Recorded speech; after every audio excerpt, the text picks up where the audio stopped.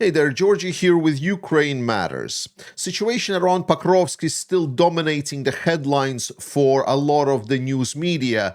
And because of this, today I'm going to be making an exception from my usual scenario where I would talk about situation on the front line only of frontline update videos.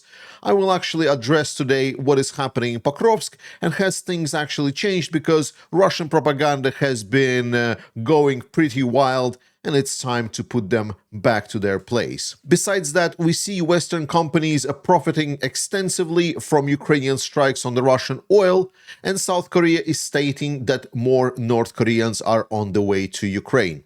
These news and more in today's Ukraine Daily News Show. Let's begin. So, Pokrovsk. There is a lot of information about Pokrovsk, and unfortunately for us all, majority of that information is Russian propaganda that is being propagated by all of the pundits because it is selling, so to say. So you might stumble upon things like this. You see, it looks like a reasonably professional quote-unquote map where it shows, oh my God, there is like red at the top, red at the bottom. That's it. Ukrainians don't have any escape anymore. Or you can see maybe a simpler map if a person just wants to understand the situation and you're like, oh my God, it's clear. Well, Ukrainians are done. And if you add additionally a couple of known names posting some stuff on Shitter, then you get a complete disaster and everyone is stating that Pokrovsk is completely done for. And then people write me, oh, Georgie, what are you talking about? Well, unfortunately for Russians, their propaganda efforts are very easily debunkable. For example, besides the map, they're also posting videos like these that are showing hundreds, if not thousands, of Ukrainians just surrendering to the armed forces of Russia. And all of them are crying and none of them wants to fight anymore. Well, unfortunately for Russians, the issue is there. If you can see, it says Sora right there on the right. Well, Sora is an AI generator. So this is very clearly an AI generated video. But again, if you put all of these together, like professional looking maps, together with some personalities that have a following, because on the internet, if you have a following, that means what you're saying is true. That's what leads us to now having to fight a lot of this disinformation. But because I want my channel also to be a little bit educational, so I'll tell you a couple of tips how you can recognize that some of the videos are AI generated. Firstly, you see the Sora logo right over there. If you'll see in the video, it actually jumps all across the image. This is very true for a lot of the modern popular AI generators that create these video content pieces. And sometimes Russians or some other creators, they would kind of obscure this logo and make it semi-transparent, and then there will be like this blurry box that will be jumping all across the screen. Second thing is to know what quality the video is. We need to understand that AI doesn't have any intelligence, so the only thing it can do is it can essentially mix what it has been put into the AI model and then regurgitate it back to you in a mixed format. So in this case, a lot of AI learning is actually done on a low resolution videos, so it can never really produce very high quality these lifelike videos. Most of them are very poor quality. So if you see poor quality video, there should be a little bit of a tinker in your brain. Is it AI or is it not AI? Especially like this one that kind of tries to emulate that someone is just filming with the phone. Most of the modern phones, even the cheap ones, have pretty good cameras. But ultimate pushback and punch in the nose to the Russian propagandists was delivered by the Ukrainian 425th Assault Regiment Skela. Because what they did is they just took some of their time one day, they infiltrated supposedly, as you can see on the map, completely red Russian-controlled city of Pokrovsk, made it all the way to the city center, and then put a Ukrainian flag in a city on the city administration building. Firstly, I want to say that I don't approve these kind of propaganda pieces being made. I think this is unnecessary risking of personal life. But I know why, because of the propaganda that is being spewed about the state of Pokrovsk, and Ukrainians just needed to prove the point. that Pokrovsk is not fully controlled by Russian, that the situation is extremely difficult, the fighting is very tough, but there are no full-blown control of Pokrovsk or surrounding areas, even if they are colored on the maps, therefore demonstrating that the situation is a lot more complex and dynamic than it seems. Then there are these hilarious news that big oil companies see increased profits with Ukrainians striking Russian oil refining capacity. And it's funny because Biden's administration in the election season of 2024 actually pressured Ukraine to stop their campaign, because Ukraine actually started their strategic bombing campaign last year, not even this year, against the Russian oil facilities. But Biden's administration was expecting that the consequences of Ukrainian strikes will be the steep rise in fuel prices for the world. Well, it turns out that it's not the case. It turns out that there is enough oil to go around anyway, and there are even companies in our own economies that would be taking over Russian spot. So it ended up being just a major win-win-win for literally everyone. I mean, oil prices went up a little bit, but I wouldn't say that we are now at the highest oil prices I've seen in the last, let's say, 5 years. There's definitely been higher oil spikes than this. Top Western oil companies are enjoying a windfall from expanding attacks on Russian oil industry, both literal and economic, that have boosted global refining profit margins and mitigated concerns over looming supply glut. The four companies posted a combined 61% rise in profits from refining operations in the third quarter compared to the previous quarter, which contributed in large part to their 20% rise in overall profits. Exxon, the largest U.S. oil company, saw earnings in its energy product division rise more than 30% on a quarterly basis to 1.84 billion, driven by strong refining margins due to supply disruptions, the company said on Friday. And I mean, you can just look at the charts here. So you can see the oil downstream earnings from red is 2025 Q2, and then the orange is Q3 of 2025. And you can just see how they shot up through the roof, just making insane amounts of profits. Yeah, so it turns out that we don't really need Russia, that the world doesn't need Russia at all. It's just a parasite, a gas station with a nuclear warhead. And even as a gas station, they're still pretty bad. Polish General Staff is warning that Russia is trying to incite anti-Ukrainian sentiments across the polls. I've already mentioned this, and it's great to see this being reported also from the political sides. Quote, Russian narrative operations are creating an atmosphere of fear and anxiety regarding claims by Ukrainians in Poland. Actions are being taken aimed at destroying positive Polish-Ukrainian emotional relationships, and anti-Ukrainian sentiments are being incited in Poland. The military mentions both physical actions, setting fire to Ukrainian cars or painting anti-war murals, and online operations to promote hostility towards Ukraine. Quote, the goal is to direct emotions towards Ukraine.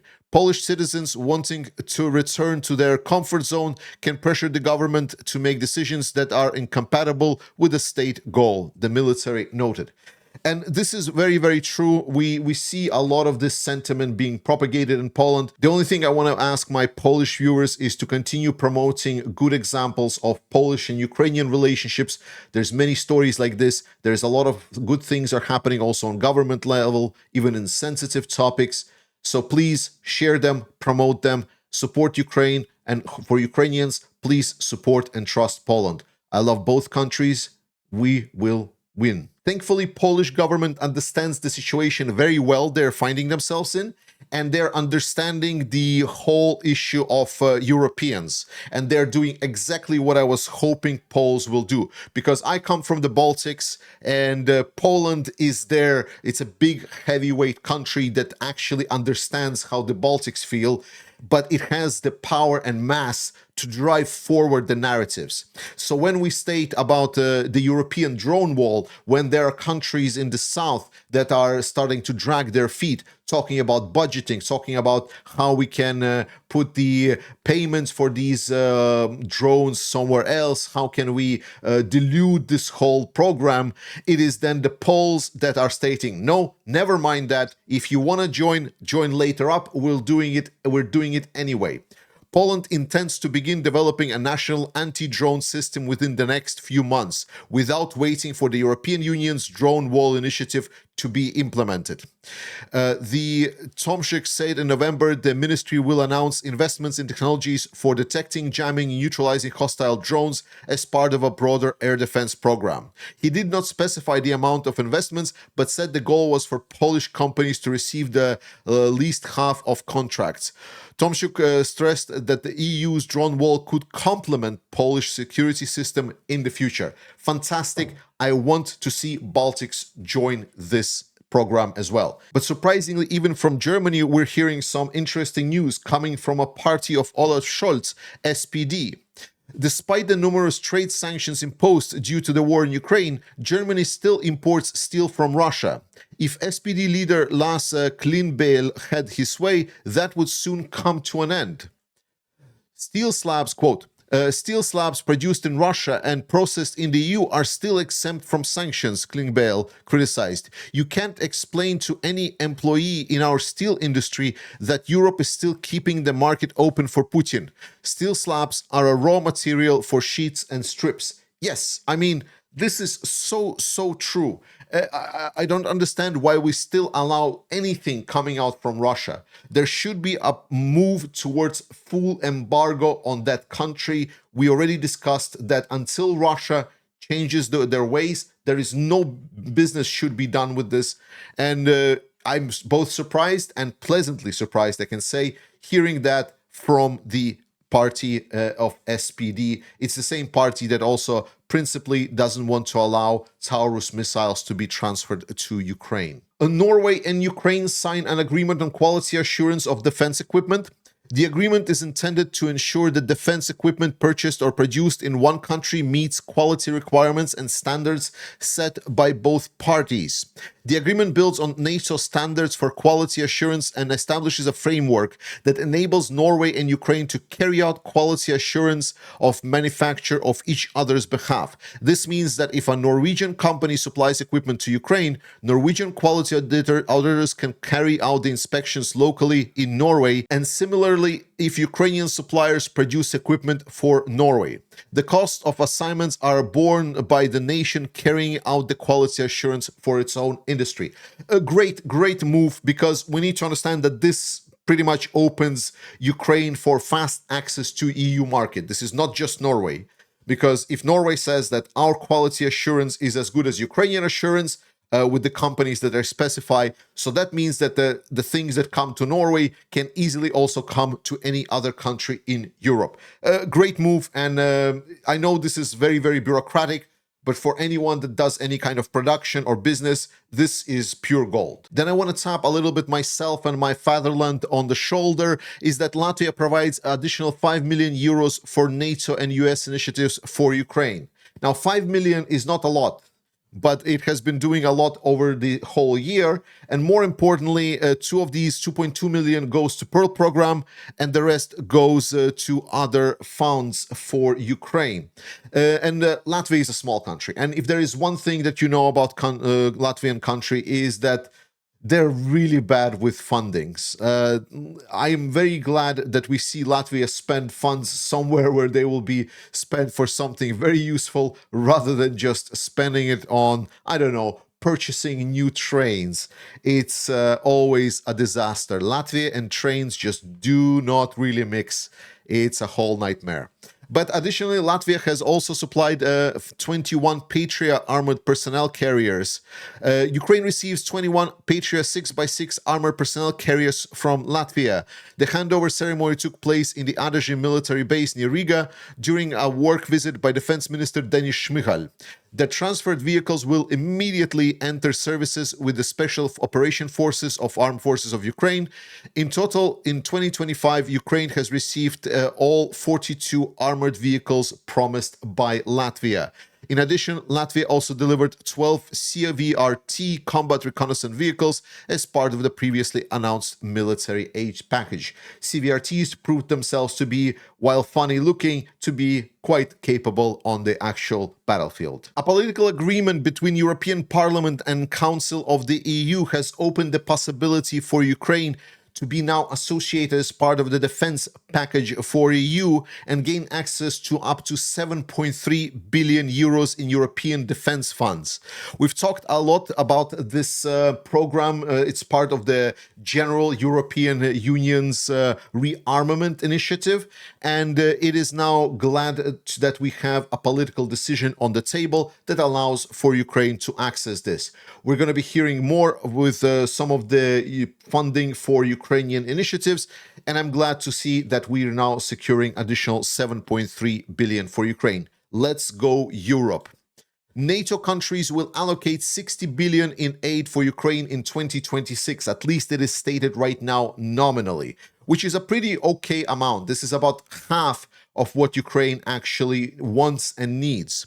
The assistance under these packages has either already been delivered or is still in process of being sent to Ukraine. We're actively working on organizing the fundings for the next packages, so there is already tangible progress. This is a long-term and a large-scale initiative, so the overall amount of support will be significant, the diplomat said. The final figures for this year have not yet been determined. The Ukrainian government has informed its partners, including NATO, that in 2026, the country's total defense budget will amount to 120 billion US dollars, half of which will be financed by Ukraine and half by international partners. So the Pearl Initiative is a very important part of the overall support, although the total assistance is not limited to it. Yes, so here we talked a little bit about 2025 as well. But yes, so if Ukraine is able to then secure 120 billion in funding, it is definitely a pretty solid defense budget for Ukraine, and Ukraine can achieve a lot of very good things we talked extensively about, and this is exactly what I want to see. I want to see stability in funding provided to Ukraine, because this is what's going to bring Russia to its knees. Another day, another horrific Russian war crime. Just when you thought that there might be some humanity in Russians, that potentially, you know, there are families that are caring for Russians, Russians make sure to do everything they can to show that they are not humane at all. And I cannot show this video, and I don't advise you watching this video, because in this video, we see a civilian, very clearly a civilian. Like, you very, very clearly see this on drone, that a civilian is just walking down the street while holding a black, or not black, but a white flag, showing that he is not a combatant. And then Russian drone first approaches that civilian, aims at him, and then precisely strikes the civilian himself. Behind that civilian was another civilian that saw what was happening, and he actually stopped and gave a prayer to the fallen person that was on the video, to then for the second Russian drone to approach this person that was praying and then blow him up as well, precisely. Again, both of them were very clearly dressed in civilian clothes, and specifically the second person was definitely an elderly person. And finally, I want to finish on a positive video right over here, and I want to say that this is thanks to you and our support for Ukraine. Here you can see one of the Shahid drones that was going down and was already ready to hit one of the buildings of Ukraine, a residential building. As you can see, nothing even closely indicates that this is some kind of factory or anything here. So, and it was intercepted by the anti-air missile. And it's great, because most likely this missile made it to Ukraine thanks to support from you or your country or any other partner and people that care about Ukraine. Thank you so much for continuing supporting Ukraine. Trust in Ukraine, trust in Ukrainian armed forces. I love you. Slava Ukraini, and I will see you next time.